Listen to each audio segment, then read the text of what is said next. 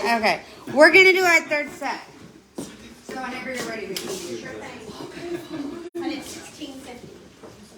It says it's not. Yeah, fine. It didn't work. Can't do the third set. Oh, I'm staying the wrong one. Oh, yeah. Do what? That was the bottom one. None of your business. None of your business.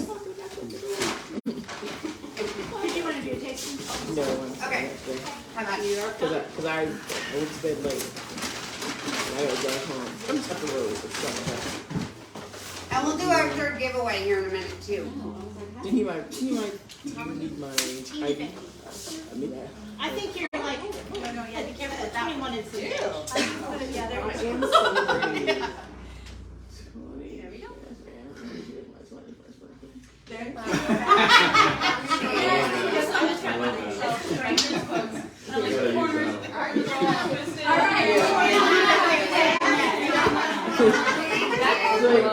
Yeah, that's right. Yeah. Yeah, do the math right. Please don't let me see you on YouTube. I'll send you pictures. We're not gonna be on YouTube. Quote of the day. What'd you say? I said quote of the day. Which one? No. Please don't let me Please see don't let me y'all. see y'all on YouTube. And don't forget I don't have bills. Yes, but we know people who do. I love you. I love you. That's amazing. I love it. I don't remember. All right, so what's our third thing? Okay, hold on. I gotta get it up. Hold on.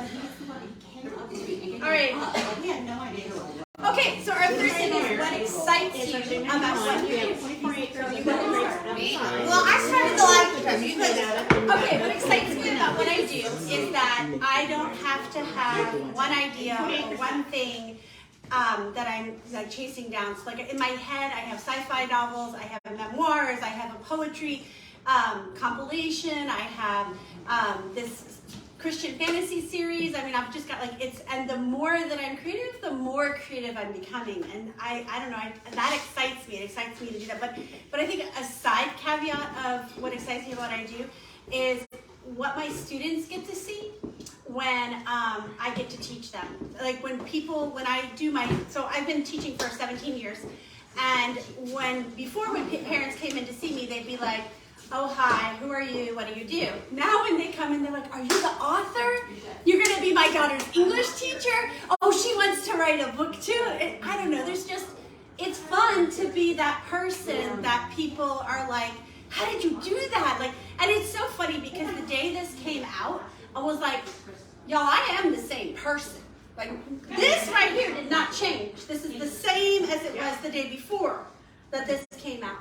But there is something magical about following a creative dream and getting to the end of that dream and having that product in your hand and being able to say, yes, this is baby number one.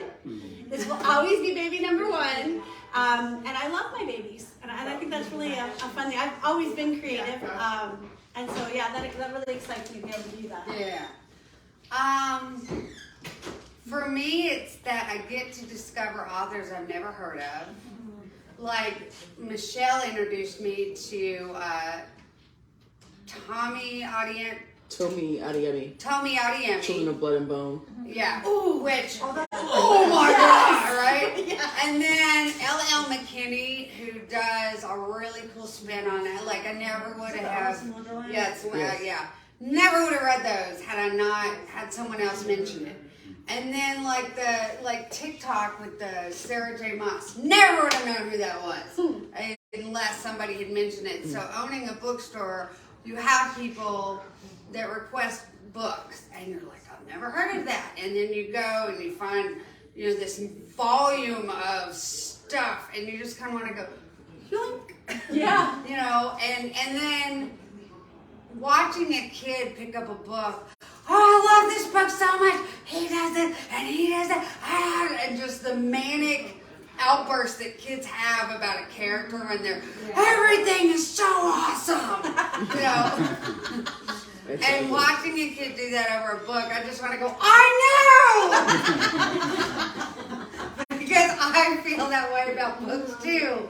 And saying to kids, did you read? I did read book number 3. Have you read book number 4? Not yet. And it's just that absolute of reading and finding books and then sitting in a movie going, really? When they completely foobarred the book? The sparkles on, so like when Twilight came out, which I know that's kind of like don't bring that one up, but. Oh my God, that is mindless entertainment, and if you went into that thinking that was going to be an Academy Award winning film, you missed the point. I was so sad though, because vampires don't sparkle. Like, I'm sorry, like what? I understand the reasoning behind it with the hardest glass skin, but I think the way they did it was just like, no, that's not what that should look like. Weird. It really was. Weird. I was on board, and I was like, he what now? I don't like, and then the music that came with Yeah, it. no. I was like, how? How is that the solution? Well, to the putting whole- this on a screen. Okay, so the whole first movie took out everything that made that book great. I don't agree. The fan scene where the fan blows her hair. No, that's okay. That was a But they took out all the things, the little bitty things that happened between Bella and Part of Edward. that is because it was a first-person book, and so you have a lot of things going on in Bella's head that don't get portrayed True. in a movie. That's Yes. a really good point. Yes, I just think they made it sterile. I don't know. I am glad they did it. I am glad, and I do. But it was so funny because I decided to indoctrinate my child with it, and so we were watching it. Because she hates to read, and I was like, fine, we'll watch the movie. And I was like, wow, that dialogue's a little funky. Yes, I was like, I didn't expect that. Yes. All right, so I have another question for you. Ready? Oh God, okay. Okay, favorite villain. Iago. From Othello.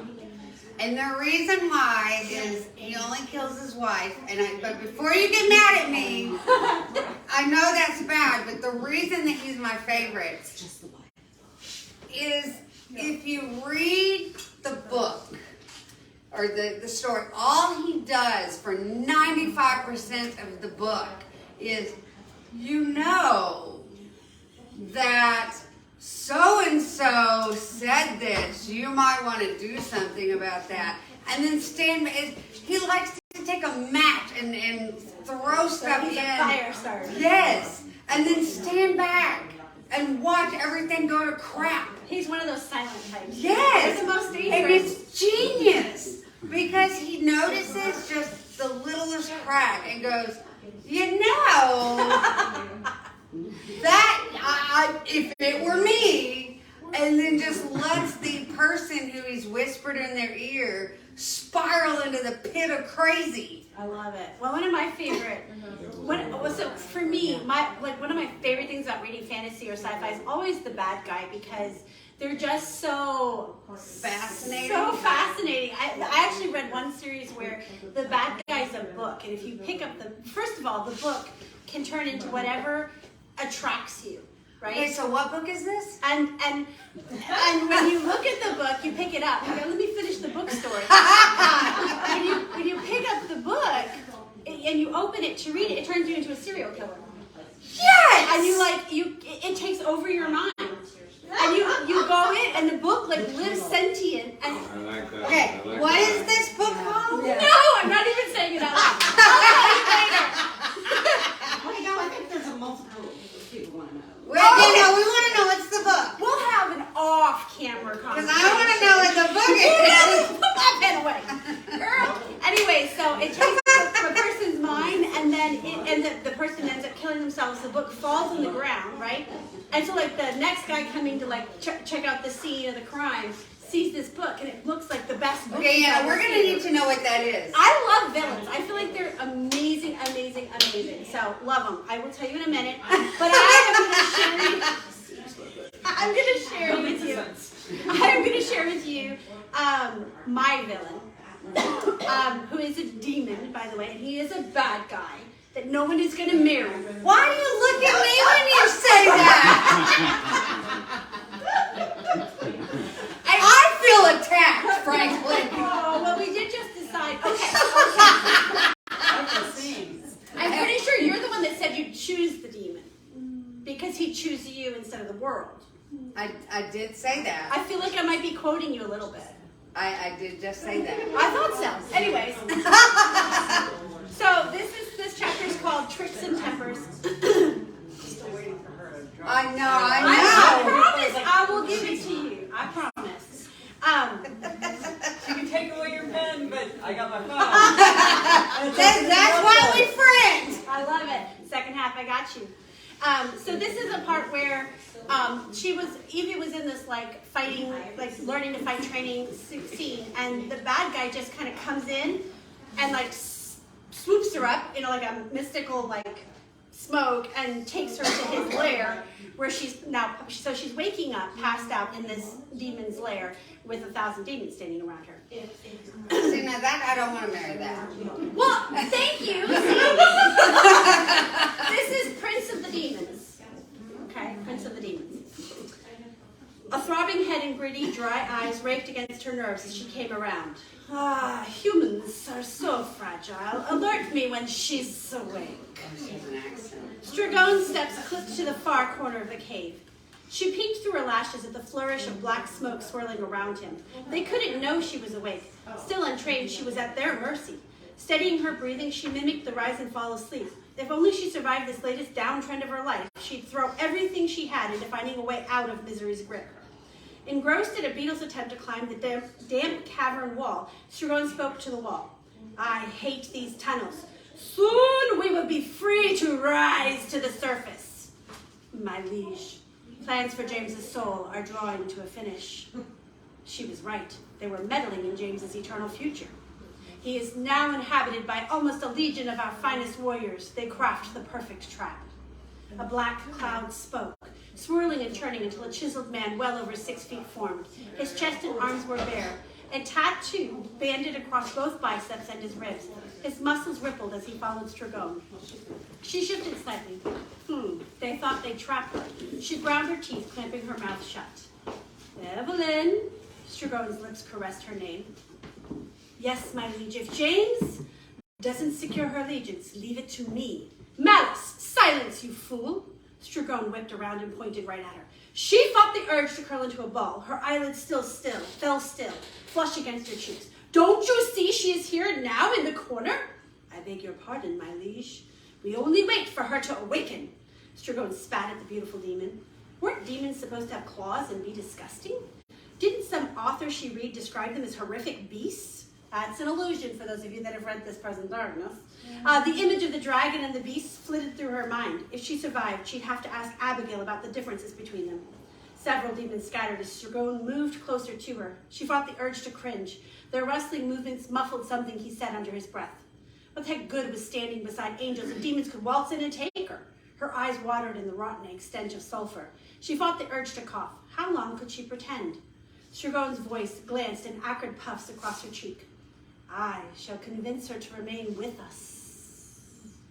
You are supreme, my liege. She will reign as your queen of darkness. You shall wield her as a weapon against our enemies. Malice joined Stragone at her head. She was certain he would discover her when he dropped to a knee. Yes, yes, her power over the spiritual shall come in quite handy. Our enemies will finally be where they belong, beneath our heel. Stragone cracked his knuckles. Yes, my liege, soon. Watchers will return with a report, and we will be ready.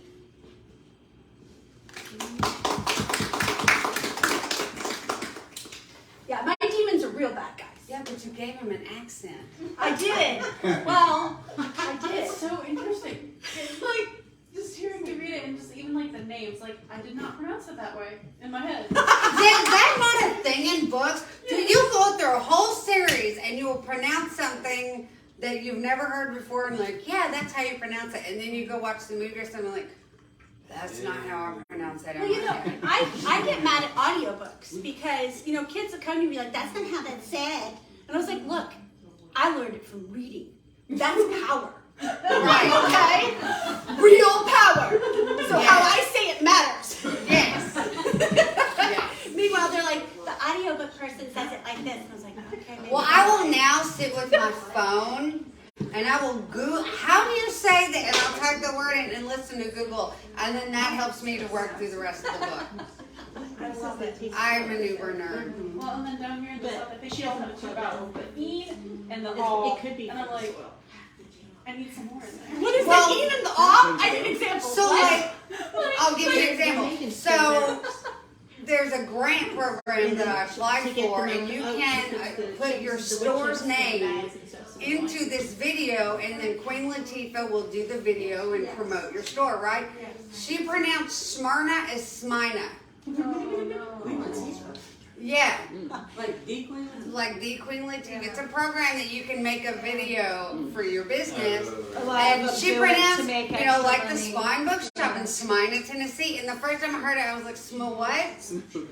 I've heard a lot of people pronounce it Smyrna. Like I'm smearing something. Yes, Yeah. Smyrna. Yeah, right. Maybe that's where they got it from. But yeah, it kills me when, and then the intentional misspelling of words just to make something interesting makes me want to set it on fire. Wait. Tell me what you mean. Names. So like, quicksack. Like I need to know what this setting No, like quicksack. K-W-I-C-K. Oh. No, it's Q-U-I-C-k. Yeah. And sack is not S-A-K, it's S-A-C-K. I feel you there, and you know that really, as a teacher, I have to tell you, I fully agree with you because it does not help my students. One, It's a dumb name anyway. I will read through a book and they'll misspell something and it's like, what the hell word is that? Well, and when I came from the north, I came in and we would drive to church, and there was this one Piggly Wiggly. And I'm sitting there going, who would truly choose to walk inside a store called Piggly Wiggly? It's Piggly Wiggly. Oh, see? See? They've been around for I've driven past plenty to be like, oh, this is like a real thing. But let's just say I've never been in one. They still have They're few. Yeah. They're not many. Oh, you're going to take their side. Okay. I mean, but yeah, I've been reading the book and Piggly what? Wiggly children's book. Who was I talking yesterday that we were talking about things that take you out of the book? Misspelling, grammar errors, and then the first person. Well, I did this, and I said this, and I am gonna do this. No! I'm not doing jack squat. You are doing That's that. the second tense that gets Yeah. me. Oh my God, it drives me You insane. did this. You did this. Yeah, that's what it is. I did. I did You nothing did on the this, start. and you said this to him, and then you put these. No. When I teach students to write, I'm like, here's the first, here's third person. My daughter's the same. I'm like, what about second person? I'm not teaching you that one. Don't. We're not It's gonna. good. No. It's like, unless you're writing instruction manuals, you do not need that one. Or No. choose your own adventure. Well, there's that too. Okay, that's the one exception. I'll allow. I'll There's allow. always, yeah, there's always that one. You know, it's really irritating. I'll allow. Kids are like, what's the rules? And I'm like, well, I can tell you the accepted rules, and then I can tell you how this person and that person and this other person and one more all broke those rules. But we start with the rules. Fun, isn't it? Yeah, but if I get a book that I think is going to be really good, and within the first page or two I realize it's that way, I'm like, yeah, no, it's going on the shelf. I will not be reading that. I've started books and that it gets to that and I'm like, no, I can't. And I just end up returning it. It makes me immediately dislike anything else that will happen in the story because all I want to do is throttle the writer. Why? You had so many other choices. You had this great, and no. Nope. So, any questions for us? Any of you guys have your favorite villains? Am I the only person that likes villains? No. Okay, good. I'm glad I'm not. Hello? I know. Well, I mean, I knew about it. You. Thank you. That is She right. wants to get into that. No. Yeah. Well, I mean, that's true, but like, I sometimes read the story for the villain. Yeah. You know? Jessica has a whole genre that she likes to read that is not appropriate. Oh yeah, talking about that. But it's villains. I think I don't think I have a favorite villain. I'm not a whether villain or not. I like the story, like where we're Yeah. going. I like that. I like when things are resolved. And if you have a villain who has really delicious freedom to do whatever, and then you figure out why are they like that. Yeah. I think what's even more compelling is a story that the author writes about how this villain got there. Yeah. I don't think I'd be really cool stuff is really with a villain who just homemade. poof out of thin air is horrible. Everything. Yeah. You know, just because She you even has can. soft serve in there. That doesn't serve a purpose for me personally. Yeah. Yeah, and that was one of the things like they say when you learn to write a book, don't just make your villain bad because they're bad. That's boring. You Yeah. need to You see a gotta give backstory. them some kind of character depth. Complex problems, you know, like reasons why they do what they do. All the prices are written in the back of the books. If you're interested, all the prices are written in the back. Stragon, not Stragon. Well, so I'll be honest with you, he's just bad. Yeah, because he's a demon. But I didn't worry about it. I just let it be as it was because a lot of the evil, like the bad guys that happen in the book, have complex reasons for participating in the demons, right? And so James, right? And so I use the people that he interacts with as the complex portion of his enacting of the evil. And so he himself can be at the core evil because he's got all these minions that he's manipulating because of those complex reasons. Yeah. All right, so I saw you guys come in and you did not sign in, so let's go ahead and get you signed in so you can enter the giveaway.